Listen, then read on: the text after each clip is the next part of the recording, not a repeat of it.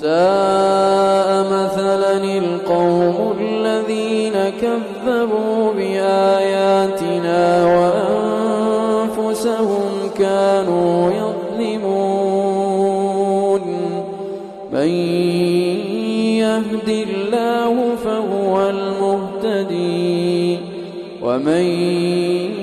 يضلل فأولئك